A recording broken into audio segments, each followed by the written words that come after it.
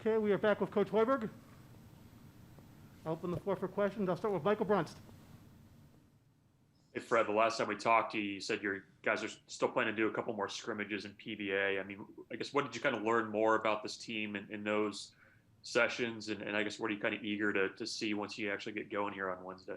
Yeah, well, I'll start with this. Our guys are really excited about going out and playing against another opponent. They're sick of beating on each other, going all the way back to June when we started with this, when the NCAA gave the clearance to start individual workouts. So it'll be great to get out there and compete against another opponent. And we've got 3 really good tests coming up here, starting with tomorrow afternoon's game against McNeese. They're a very, very talented team that has a lot of weapons. They've got the best shooter in the country that we're going to have to know where he is at all times, and an all-conference guard in Lawson as well. So they've got really good guard play, and we're going to have to be on our toes and have to hopefully get off to a great start, with this game, and obviously starting off strong with our season.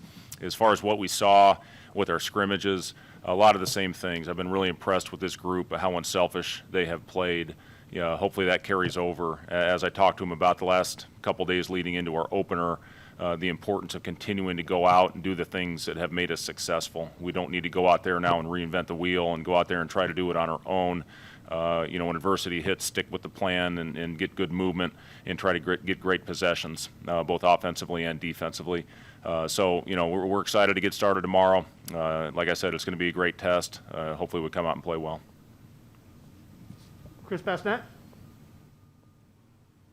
Hey, Fred, I feel like we'll probably ask you this a lot this year, but just overall health of the team, everybody's good as far as testing and injuries and all that sort of stuff? Yeah, we've got one more round of testing tonight. We're going to test them again at 7 o'clock tonight, and we'll have an update in the morning with that. Hopefully everything goes well with our testing. Again, I give our guys a lot of credit for really doing a great job to this point of keeping this thing, at a distance. Obviously numbers are going up. You see teams shutting down all over the country right now. We just have to continue to stress making the right decisions, and you can make all the right decisions and still get it. So, it's just one of those things where hopefully it doesn't go through our team. Again, you see it all over the place right now. I saw a couple more games, tournaments got shut down again this morning. You'll probably see a few more get shut down leading into tomorrow on the opener for most college teams. So, as of right now, we're doing good, but, we'll give you an update tomorrow morning after we get the results back later tonight. Jacob Padilla. Hey, Coach. I just was curious about kind of what's your mindset going into the season where you talked about things are kind of changing from day to day. Normally, basketball coaches love structure and you love kind of knowing what exactly you're going to have coming up. How are you going to handle this season where things could change from day to day? Yeah, again, Jacob, the biggest thing that I'll continue to stress and what I keep talking to our guys about is all we can do is control the things, in front of us. And, those things could spiral out of control with everything going on. We're ready for it. We're prepared for it. But we just need to go out there and prepare as if we're going to play 27 games, starting with tomorrow's home opener. So, it's been a really bizarre preseason. Is as strange a time as I've ever been through in my many years in this game as a player, an executive, and as a coach. So we just got to continue to stress worrying about the things that we can control. And that's playing hard, is preparing the right way, putting yourself, trying to stay out of harm's way. And again, our guys have done a great job with that so far. So hopefully we'll continue on. But again, we do have a plan if things do break down. Kevin Sids. Hey, Fred, obviously the field for the Golden Window Classic changed here over the past week. How stressful has that stretch been for you, and was there doubt or concern that the event would be canceled altogether?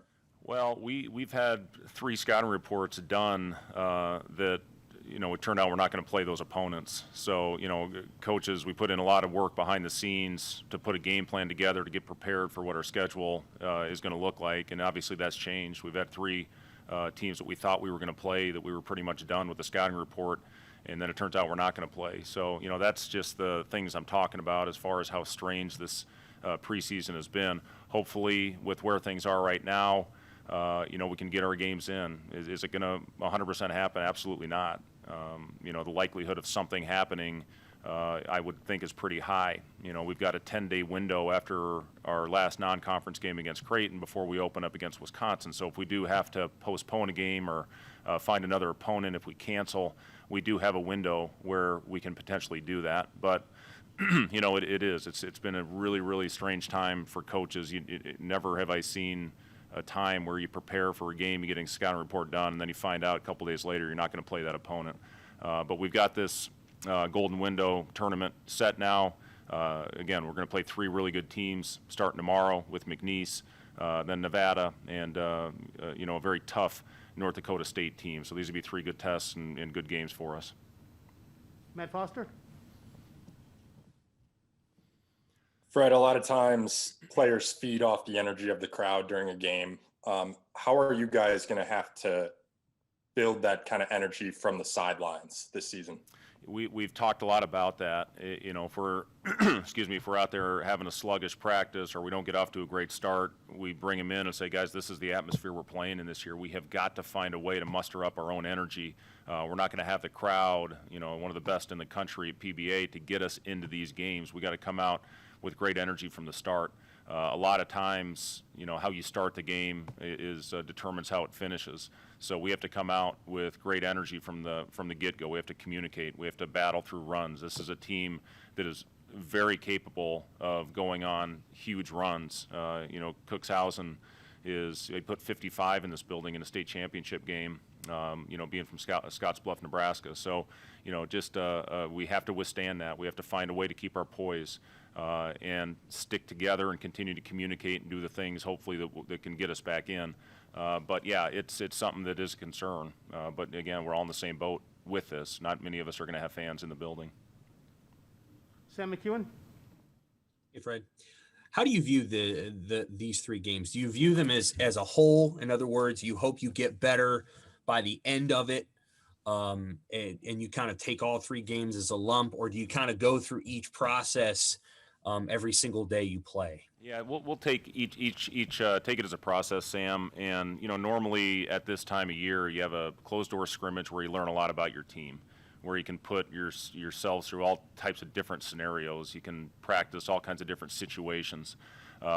We didn't have that this year. And then you can get out and play an exhibition game, and then you learn even more about yourselves. Did you correct things that you needed to work on? So being the first test for everybody, there's going to be a lot of things that we need to correct and we need to get better at in a short amount of time with short preps going into our 2nd and 3rd games. We just have to worry about the task at hand.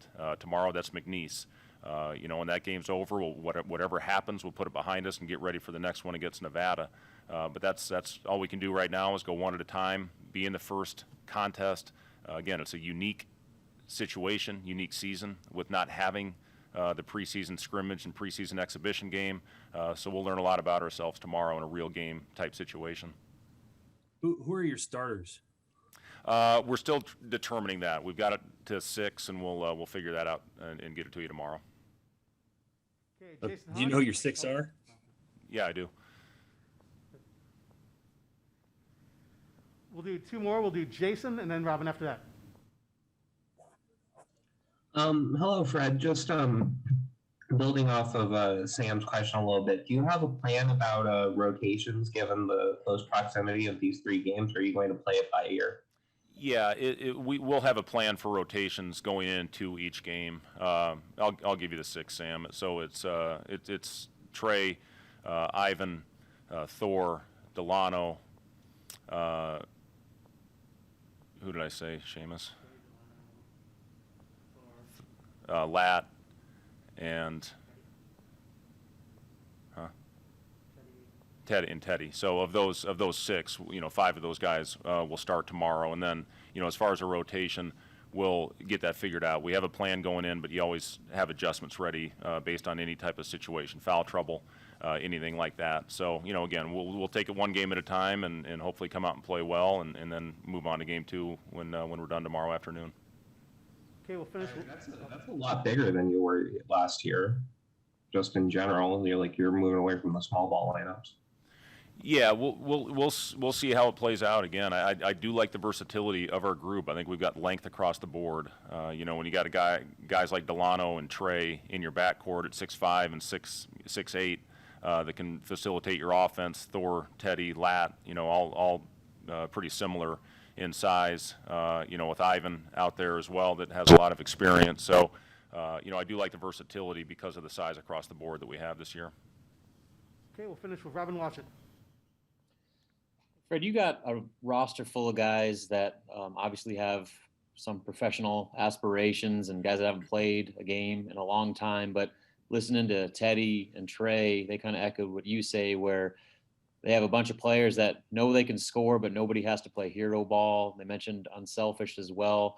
I guess, what was that something you had to hammer home with these guys? I mean, obviously everybody's kind of got their own individual aspirations, but to bring that collection of players together, to have that unselfish mindset, I guess, how did that come about, and how difficult is it going to be to maintain that over the course of the season now that you're starting to play games? Yeah, well, we've talked a lot about that, Rob, and that's a huge thing going into the season, and that is one of the tough things about not having an opportunity to go out there and play another team to this point. Usually you have the exhibition, you have the scrimmage. So, it is something that we stress. We've got a lot of guys capable of having big nights. When I look back at teams that I had at Iowa State, we'd have 5 or 6 guys averaging double figures, and everybody benefits when you win, and that's the most important thing. So we're going to have different guys on different nights, and that has to be okay. You may have a game where you score 20, the next night you have 4. If you win, everything is great, and that's the bottom line. If everybody's all about the team and all about the end result, winning, that's the important thing, and we have stressed that a lot to this group because we have so many people that are capable. And that is one of the hard things, the hardest thing about coaching is how you distribute the minutes. We do have a lot of guys that deserve minutes. We have a lot of guys that deserve to start. We'll see who goes out there and earns the clutch minutes late in games. So, it's a tough job, but if you're going to have a successful team, you have to have role acceptance.